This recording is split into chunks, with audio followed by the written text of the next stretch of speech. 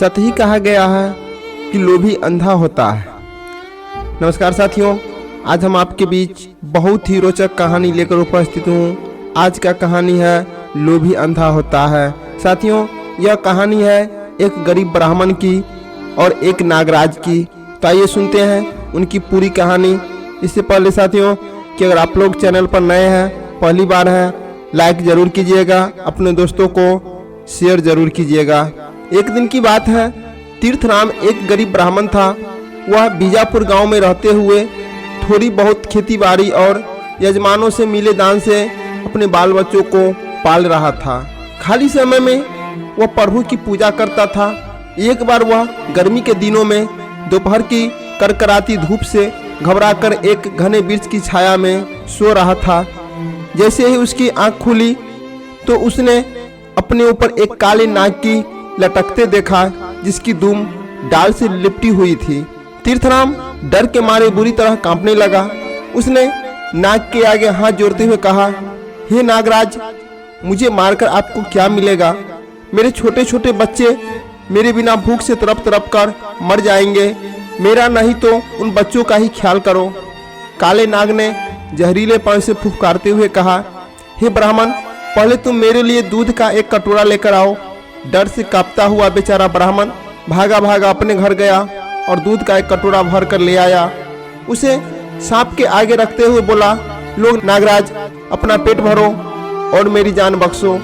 नाग ने दूध पी लिया और बोला, हे ब्राह्मण देव, हम तुम्हारी उस सेवा से बहुत खुश हुए। अब तुम हर रोज हमारे लिए दूध का एक कटोरा भर कर लाया करो। यदि तुम अपनी इस सेवा का फल पाना चाहते हो तो इस खाली कटोरे को उठाकर देखो। ब्राह्मण ने जैसे ही उस कटोरे को उठाकर देखा तो उसकी आंखें आश्चर्य से फैल गई। इसमें तो सोने का सिक्का पड़ा है। नागराज वह खुशी से कांपती आवाज में बोला, हाँ ब्राह्मण देवता, तुम्हारी गरीबी दूर करने का यही एक रास्ता है। धन है नागराज, आप धन है मेरे लिए जो आप कुबेर बनकर आए हैं। इस प्रकार गरीब ब्राह्मण खुशी से नाचता हुआ ब्राह्मण घर पहुंचा और उसने अपनी पत्नी को सोने का सिक्का देते हुए नागराज की पूरी कहानी सुना दी। उसी दिन से तीर्थराम की दुनिया बदल गई। जिस घर में ढंग की रोटी भी नहीं थी, उस घर में एक से बढ़कर एक पकवान बनने लगे। 100 परिवार वे लोग हर रोज उस नाग देवता की पूजा करते और उसे दूध का कटोरा अर्पण करते। उसके बदले में नागराज उन्हें एक सोने का सिक्का देता।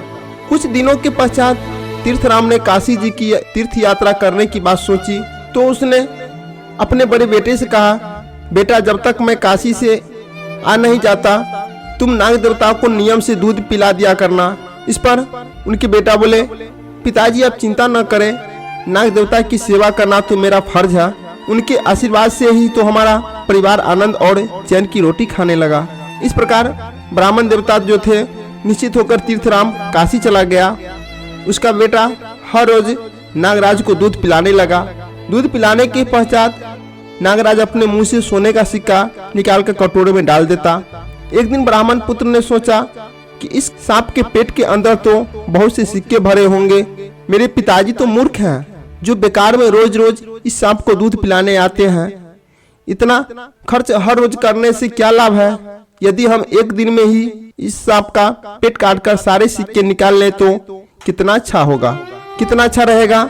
किसी ने ठीक ही कहा है, जब बुरे दिन आते हैं तो इंसान की बुद्धि पहले भ्रष्ट हो जाती है, लोभी इंसान अंधे होते हैं। ऐसा ही तीर्थराम के परिवार के साथ हुआ। उसके पुत्र ने सांप को मारकर सोने के सिक्के निकालने की योजना बना ली। उसके लिए उसने एक कुल्हाड़ी का प्रबंध कर लिया था, जिसे वहीं पर छुपा दिया जहां हर रोज नागराज आकर दूध पीता था। दूसरे दिन उसने सांप के आगे दूध का कटोरा रखा। सांप दूध पीने लगा। बिना एक पल गंवाए उसने कुल्हाड़ी उठाकर उसकी गर्दन काट दी। फिर उसके टुकड़े करके वह सोने के सिक्के खोजने लगा, मगर वहां तो सोने का एक भी सिक्का नहीं था। ठीक उसी समय तीर्थराम भी काशी जी से वापस आ गया। उसने जैसे ही अपने बेटे के हाथ में खून से लिथरी कुल्हाड़ी देखी और सांप के टुकड़े देखे तो तुरंत ही सारी बात समझ में आ गई। उसने अपना सिर पीट लिया और बोला, ओ मूर्ख, यह तूने क्या किया? उनका बेटा बोला, पिताजी, मैं इसके पेट से सोने का सिक्का निकालना चाहता था, परंतु तो ब्राह्मण देवता ने बोले, जो गरीब ब्राह्मण थे वे बोले, मूर्ख, लोभ में आकर तूने न केवल एक जीव की हत्या की है बल्कि हम सबको भाग पर भी कुल्हाड़ी मार दी। अब हम रोज मिलने वाले एक सोने के सिक्के से भी वंचित हो गए। किसी ने सच ही कहा है, लोभी अंधा होता है। साथियों, और हमें इस कहानी से यही सीख मिलती है कि किसी भी समय में अधिक लोभ नहीं करना चाहिए, नहीं तो परिणाम आप सुन ही लिए कि क्या परिणाम निकला। अगर वह बेचारे लोभ में नहीं पड़ता, सांप के पेट में से सिक्के निकालने का प्रयास नहीं करता, तो आज उनके घर में प्रत्येक दिन एक एक सोने के सिक्के जरूर आता।